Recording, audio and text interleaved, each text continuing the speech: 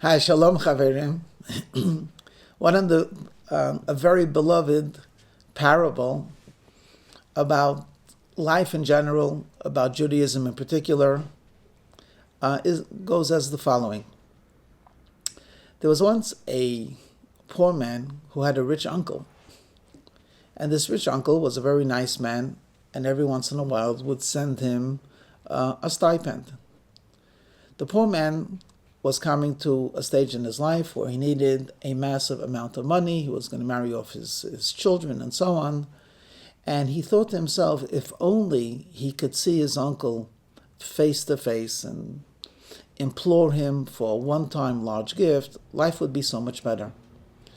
The issue was he couldn't afford the train.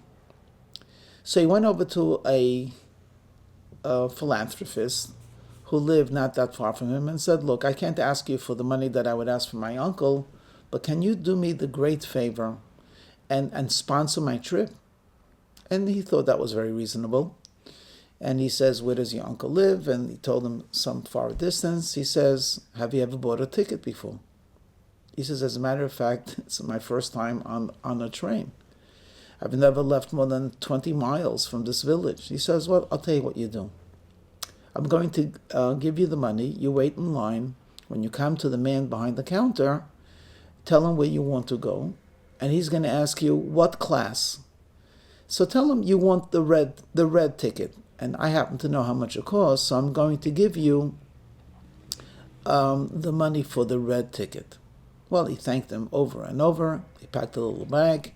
He waits in line. On the line, there are some wealthy people and some ordinary people and some poor people. And he's waiting. Everyone goes to the ticket counter and walks away after giving the money with a paper. Anyway, he goes in and he says, I want to go to this and this large city. Okay, fine. And what class would you like to go? And he says, I'd like the red ticket, please. He says, well, it's rather expensive. Do you have the money for it? And he takes out the money and he counts. He says, oh, that's wonderful. And he gives him the red ticket. So here he is now. There's all aboard, and the door opens its doors. The train opens its doors, and everyone starts entering. And he's thinking, where is he supposed to go? He's embarrassed to ask. So he looked around, and he saw people very well dressed, and people that looked just like him. And he figured, you know what? I probably should go where the people that look like me go. In other words, in the poorer section. So he goes to the third car. And he feels very much at home because the language is what he's familiar with and the way the people are dressed. And he's sitting.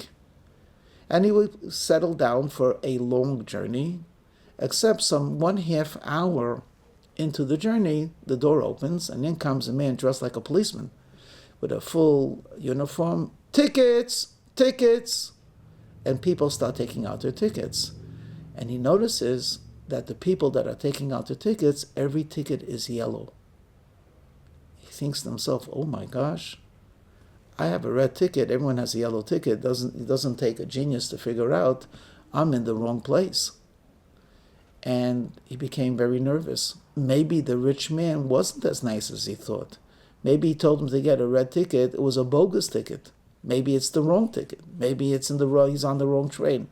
It became very, very frazzled and did not want to call attention to himself. So as the conductor is going and checking the tickets and then punching them, he decides to hide. He finds a place where they put all of the luggage, and while the conductor is preoccupied, he hides behind the luggage. Well, he was a religious Jew, so he was wearing tzitzit. So though he was hidden, there was some strings hanging out. The conductor goes, and before leaving, he glances where the luggage is kept, and sure enough, he sees some strings hanging, and he checks. Hey, you, get out of there! And the fellow comes out trembling, and the conductor says, what are you doing hiding? He said, where's your ticket? And trembling, he takes out the red ticket. The conductor looks at him, looks at the ticket, looks at him, and says, what are you doing hiding? You, my friend, are a first-class passenger. Why are you hiding in the baggage room, which is the lowest of the low? But this ticket, you go to the front of the train and you sit on beautiful seats and they actually serve you meals. Okay, that's the end of the story. This beloved story tells us that too many of us think that we're third-class passengers. So we present ourselves as third-class people. Every Jewish person is a first-class passenger. You don't have to look to your neighbors or to the nations around you for them to acknowledge your existence, for them to allow you to be. You, my friend, are a first-class passenger. When London was still a swamp, Jerusalem was a capital. We could go a step further and say individually, many of us have this concept of, well, maybe I should hide my Judaism. Maybe I should keep a very low profile. After all, maybe I don't fit in, and I don't fit in, and if I stand out, I might create animosity. They might say, you don't belong here. And actually, that fear is correct. Except, instead of saying you don't belong here, you have to add something. You don't belong here in exile. You deserve redemption. Or to put it in more contemporary terms, we would say, will you stop having this galut mentality of thinking you have to hide your Judaism? On the contrary, celebrate it. Just very recently, the world celebrated Rabbi Schneerson, the Lubavitcher Rebbe's yahrzeit, 20 years since the great man passed on. One of his most remarkable accomplishments was he brought back pride and dignity to Jewish people. He said, of course Jewish people light the menorah, but be proud of it.